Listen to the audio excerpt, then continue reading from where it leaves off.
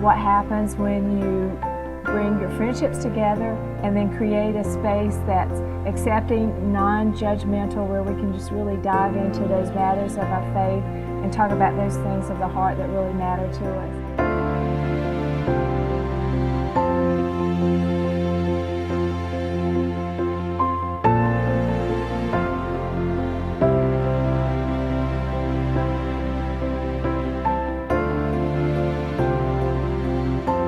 All right, girls, how was that? Was it fun? Yeah? Well, isn't that a great activity? No? Maybe? All right. All right, we're going to get really quiet now and get started. I know it's hard to do when there's so much fun going on, but that's part of coffee. If you remember, I told you one of the things we do here is we're going to have lots of giggle out loud moments. So did you all, I know, we heard some giggle out loud moments, especially from over here. I don't know what you are talking about, but you're continuing to talk. But I just want you to know that we want to be invited to your party. That's just another way for us to get to know one another. So ladies, as we start week 2 of Burdens to Blessings, what a great way to just get to know one another better is just to open those up and see the pictures. How many of you had a hard time guessing which girl belonged to which lady? Was it kind of easy? Gosh, that's great. Most of the time we have some trouble with that, so that's really good. So let me ask you this. As you were trying to find, let me ask you this.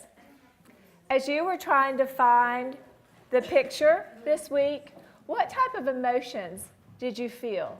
You know, as you began to even the process of going through the basement drawers or whatever, you know, what emotions did you find yourself going through? What was happening to you?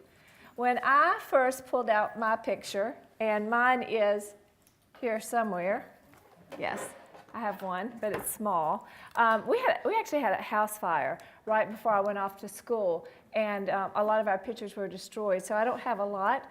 But I remember when I was pulling this out this week and looking at the little girl again, there were so many emotions that went through, just like with you all, I bet. Just so many emotions and so many things that I remembered that I had tucked away as like little treasures from my childhood. Like, for example, one of my real treasures was a dress that I loved, that I would wear a lot, and that was actually one of mine. Yes, it was. And then another thing that I really enjoyed finding was, I knew it was going to fall. I had the other one in there, but from my bag of memories was a little shoe that I wore, and so that's there. And another one of my treasures that I just love, love, love, and you all who know me will really get a real giggle out of this, was my little handbag that I love to carry around so much. Yes, it's not probably a designer, but who cares, right? But what I really loved about it so much was when I opened it up, and I remember the first time that I found this a few years ago, and it was just totally overwhelming to me because it didn't seem like me at all to carry around a hairbrush. But I did, even at that age. As a matter of fact, in case one broke, I had 2.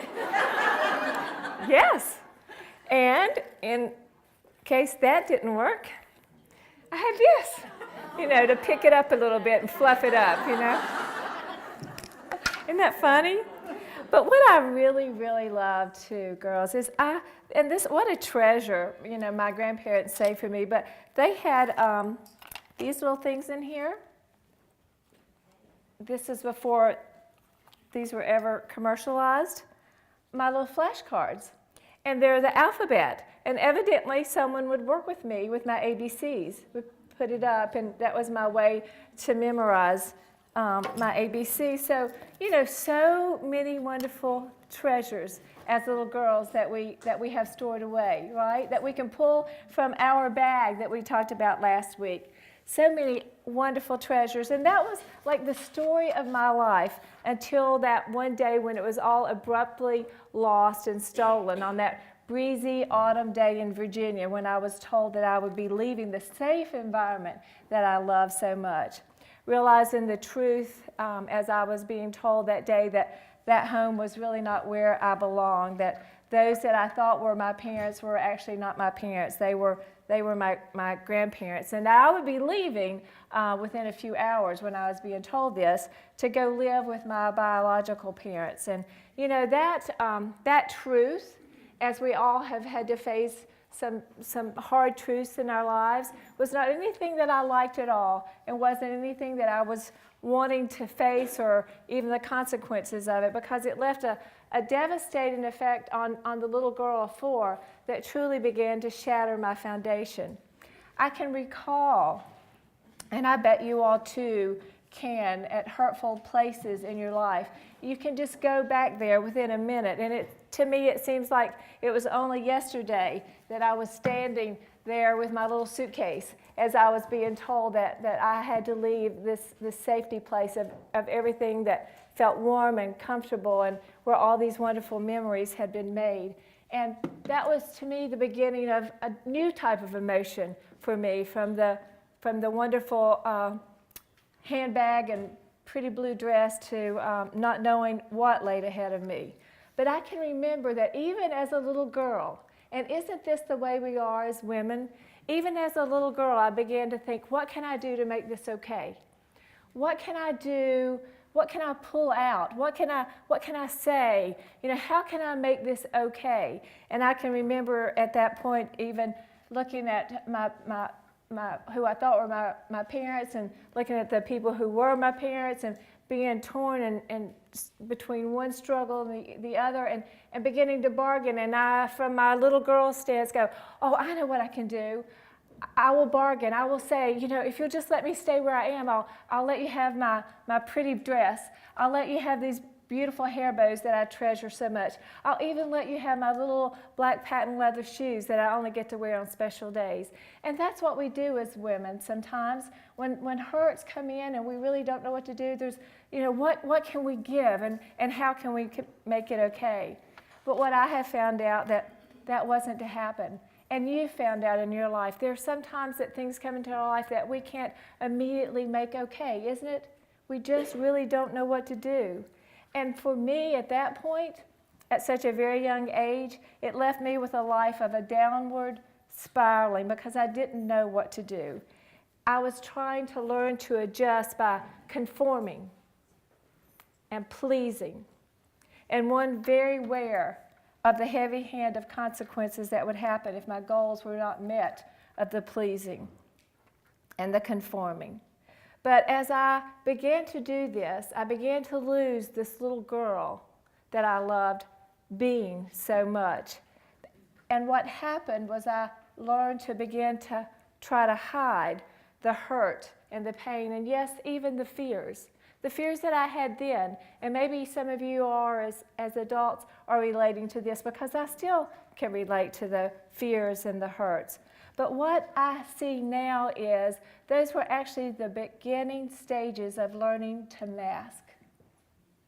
They were my first opportunities to hide what I really felt and try to be what others needed me to be. The masking allowed me to hide all the ways that I felt unworthy, but could portray worthiness, and maybe even began to find some type of acceptance again. I recall reading one time, ladies, life can only be understood backwards, yet it must always be lived forward. What a truthful statement, don't you think? Because when I don't think we will ever understand all the things that we have gone through, we will never be able to make order and sense of some of the hurts that we've had. But one of the things that I do know is that a lot of things to me are much more acceptable and embraceable as I look back. And that's one of the great principles that this book, our study, begins with, is just taking a look back. Because for me, and maybe for you too, but for me, as an adult, looking at the picture of that little girl helped me to see more than I could ever comprehend as I was struggling to survive some of the hurts that I would be walking through. Looking back helped me to see a series of events that I now can recognize as God's perfect timing in my life. And I can see that He was really there, even when I didn't know He was there. And I could see now, as an adult looking back, that there was a transformation that was going on, as long as I was just taking one step at a time. I could see that not all the things that had happened in my life, and no matter how much we look back, we'll never see that the things that have happened in our lives are good things. We can just see that God can bring good from them. Some of the things that we've had happen in our lives, the hurts, the devastations, the losses, the diagnosis, all the many things that have happened to us, sometimes just a move. Sometimes just a move. We don't understand, but sometimes looking back, we can see that God was faithful and He was always there. We can begin to see that finding a way for those hurts to be talked about and be revealed, it's a lot of the ways that God begins to heal us.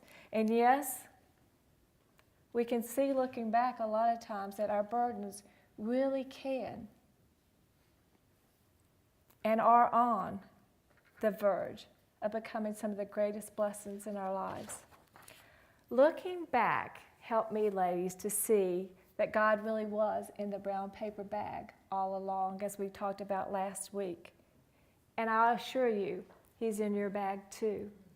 And I realized that as I look back, His perfect timing was always there. He had been there with me on that swing when I would swing with my granddad, as we would sit in that little small town in Virginia, and the dam would be flowing with the water at night, and those hot, humid nights, and my granddad and I would swing, and I can remember him looking at me. My little legs wouldn't even reach the floor on the porch as we would swing. But I can remember him looking at me, and he'd say, "Now, Kim, I want you to always remember, there's someone that loves you so much more than even I can." And I can remember just giggling out loud, going, "Oh, no way." But it was God's perfect timing to plant seeds in my heart that I wasn't willing to accept then, but it was truth that was going to grow when I needed it most. So as you sit around your tables, ladies, and you share things, and it may just be seeds that you're planting in someone's heart, and at the right time, those words are going to grow, and they're going to help someone get through something that without your words being planted there, that perhaps they wouldn't get through as easily. Looking back, I see that just at the right time, the lady in gray showed up in my life. She had lost her daughter in an accident. And I would see it as a little girl after we had moved even to another state. And as they were burying her daughter, and I could see the pain in her shoulders as she would cry. And I dared to one day walk over and talk to her. But in her grief, in her greatest burden, she became my greatest blessing. Through just talking and caring about a little girl who didn't even feel like anyone cared about her. I can't wait to meet that lady. I don't know her name. I can't even recognize her face in my thoughts right now, but I will recognize her one day. Maybe she'll have that gray coat. Maybe that's how I'll recognize her, but I'll find her. You can bet. When you hear the crazy woman running through heaven looking for a gray coat, that would be me.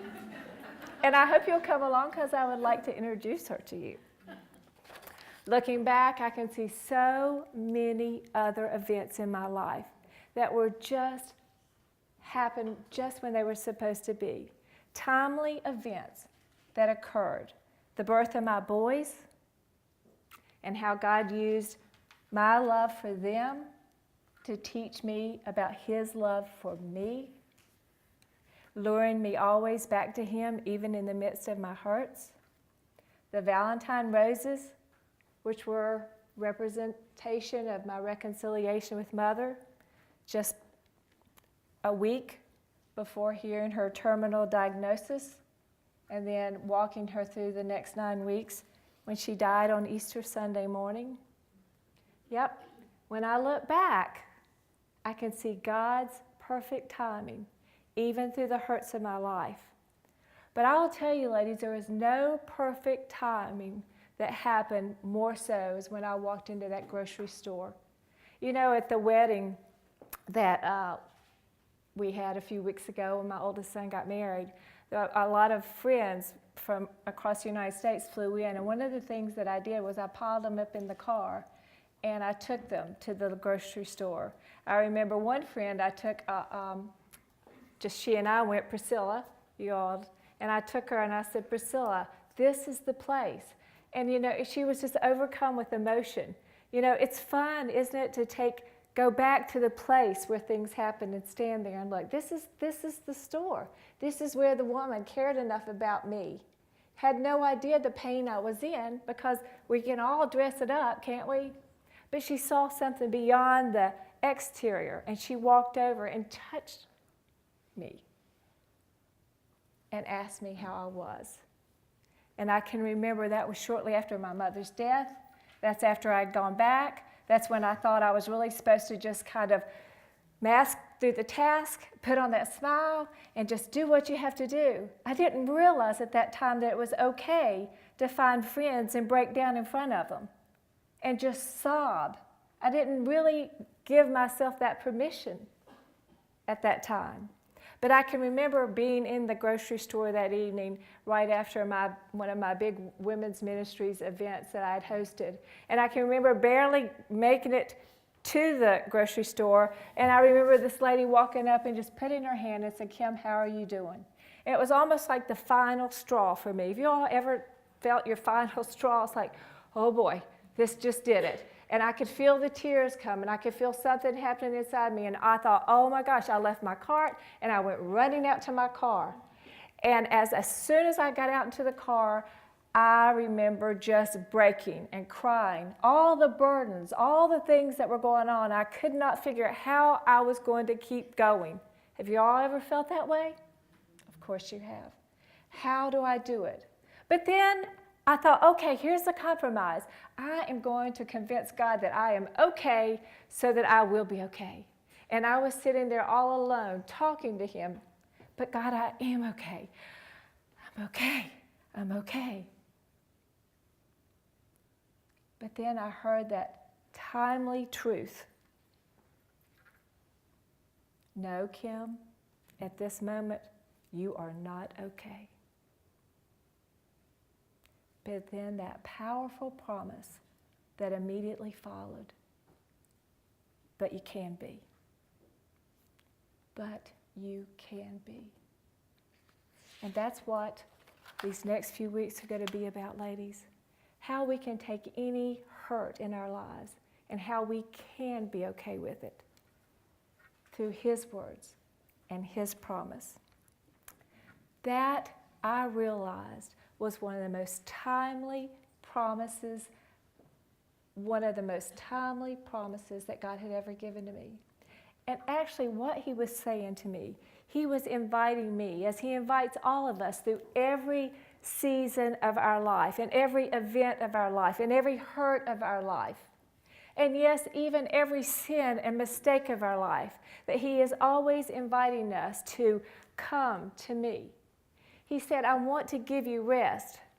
But rest doesn't come easy to us, does it, ladies? Stopping is not easy, is it? Oh, give me a list to do. Let me do a list, but don't tell me to stop and rest, right? Because what I had learned was these little shoes that I wear had turned into these cute little designer shoes. And those cute little designer shoes were part of my attire to throw you off, to dress for success, to dress to impress, and my means to always be running from you. Because I didn't want to stay still long enough, because you may see my hurt and you may see my burden. Does anyone else in here know what I'm talking about? Of course you do. We are women, and that's what we do. We stuff. It's hard to rest. But God kept inviting me back. As I would run in my little shoes, he kept inviting me back. With Matthew 11:28, come unto me, all you who are weary and heavy burdened, and I will give you rest. I will give you rest. Here is the picture I see here, girls. Here's the picture.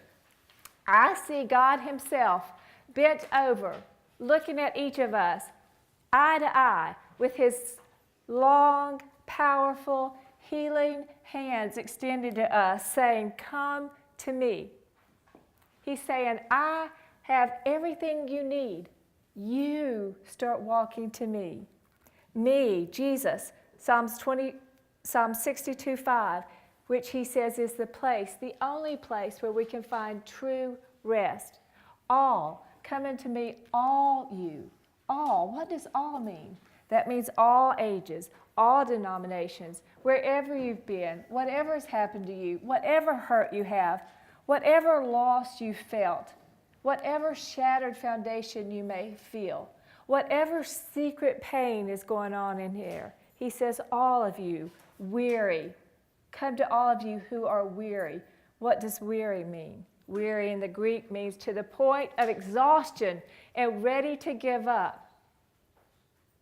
I wonder how many of us in here today, and please don't raise a hand, but I just wonder how many of us have things going on that we just feel exhausted by.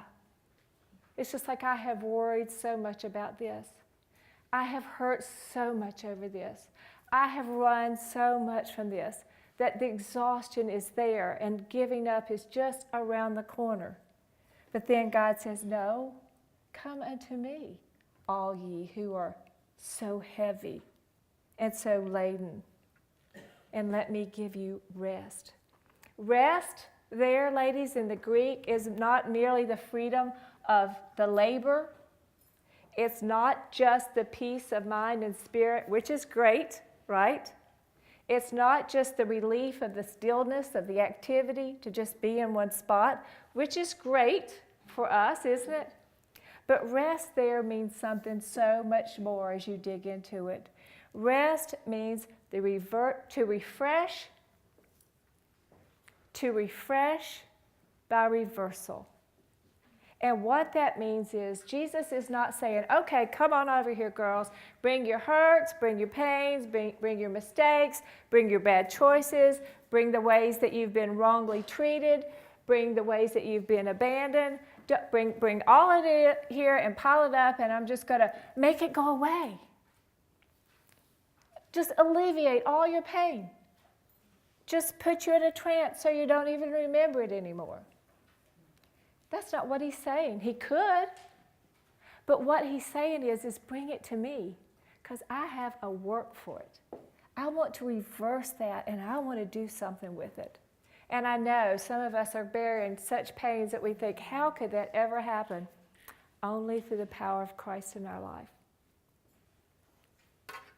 He says, let me reverse all those things that you may see as nothing but a curse. And I believe he's saying, ladies, if we're here, if you're sitting here, and you can hear these words, and you can hear feel the little tug at your heart, I believe God's saying, and it's your time. And it's your time for rest in me. What does he say, bring to him again? Does he say, bring your cute little shoes? Does he say, bring all your talents and all your gifts and all those wonderful lists on your resume of all the things that you can do? Does he say, bring all your successes and all your cute memories of the great times in your life? No. He says, bring all your burdens to me. He's saying, I am big enough to handle it. Bring all those things to me that you've never been able to trust with anyone else. He's asking us to trust him. He's asking us to allow him to be the father of the little girl in the picture that he's always wanted to be. And he's asking us for all the things that we've already given him, but that he sees that we haven't. He says, bring all your burdens to me. And this is the best part of this morning. When you look into the word burden in the Greek and see what it means. Burden means a task or a service in waiting. A task or a service in waiting. And what that means, ladies, is that God is inviting us to bring all those things that we don't know what to do with, all the hurts, all the dreams that we've forgotten about, all the things that are shoved in our heart. He's saying, bring them to me. It's your time to receive a blessing. It's your time to start a blessing. Have you ever considered that the things that are tucked in your heart that have never been talked about very much are the very things that God is just waiting to use as other people's hope of what he can do? Pretty exciting, don't you think? And you know, the quietness of the room tells me that all of us are looking and thinking the very same thing that I thought the very first time when I pulled out my bag. I can remember thinking, God, really? Is it possible? Are you really that big? Can you really deal with me? Because I've got some big stuff. And then I would just hear, come to me, little girl. Just come to me. I have so much to say to you. So ladies, before we start our table talk, God is saying, I believe to each of us right now, you sure look good on the outside, but I know there's some brokenness and some pain on the inside. I can see the hurt, he says, going on inside each of us. The worries, the fears, all those things that have just been right down there in our little brown bag. Ecclesiastes 8:6 says, this is the proper time. This is your time for every misery, every hurt that has been weighing us down to find rest. Good news for a Wednesday, don't you think? And a Tuesday and a Monday, in the sunshine and in the cold. Whether you're Baptist or Methodist or Catholic or not even sure, it doesn't matter. It's your Heavenly Father saying, come on. I've got some great reversing to do here. Your life, this instance, is just on the verge of being a great blessing. What do you think, girls? Are you ready for that little thing that's been gnawing at you, that's been eating at you, to be reversed from something that's been weighing you down to something that just helps us fly even more in this walk that we're walking? We all are, aren't we? And somehow it seems like it's so overwhelming and it seems like so much work, but it's not as hard as what we think. You know how it starts? You know how the blessings start? You know how the transition from the burden that you're carrying to the blessing that you will feel and others will feel begins? By talking about it. Just by talking about it. That's how it started with me many years ago. So now you have your table of women that you can trust and that you can talk to. So for the next 30, 35 minutes, just talk. You've got some discussion points there, so just talk, okay? Be back in a little bit.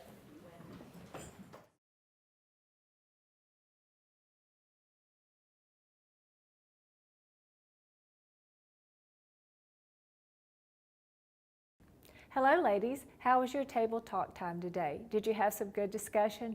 Did someone sitting around you say something that gave you hope, which is really a little blessing? If they did, will you do me a favor? will you be sure and tell that person before they leave today? That is part of the transformation of the burdens and the hurts and the things that we walk through. When we are in a safe place, like I know that you have there where you are, when we're in a safe place and we can really begin to just talk about that, that's how that whole transformation takes place. So please, if you've been blessed, be sure and tell someone. Now, as we looked at these pictures of the little girl today, we talked about how it's so important for us to look back. That yes, sometimes looking back helps us to embrace and be able to accept some of the things that have happened. Not that that makes that a good thing, but how God really can begin to pull some good things out of that. His hope that we can share with all those around us. So as you begin to do that, hopefully looking back, you were able to see God's perfect timing in so many of the places in your life. Maybe He sent in someone with just the right words or just the right touch or whatever it was, you just knew that it had to be a divine moment in your life. So as you think about that and remember that very solid truth in your life, and then we go to the next truth of this today's study, Matthew 11:28, when God invites us to bring whatever is left in our bag, whatever burden it is, and give to Him, that by looking back, we can remember, we can look forward knowing that He will be with us during those times as well. So as we look into this bag and challenge ourselves and find the courage to talk about something that perhaps we haven't talked about, or a hope or a dream that is tucked in there, whatever it is, that we are assured that, nope, maybe we can't see how it's going to unfold, but we can look in the past and know that God is going to be right there with us. That's a hopeful thing for us today, and I hope that you'll remember that as you're looking forward. Each of these weeks, you're going to be working with your bag, and this week is the beginning of taking what's been eating at you, that question number 3, and actually moving it out of your heart a little bit into the bag. So as you do that this week, I want you to remember a quote that I carry around with me a lot, and I think that it will maybe be a mantra a little bit for you moving forward.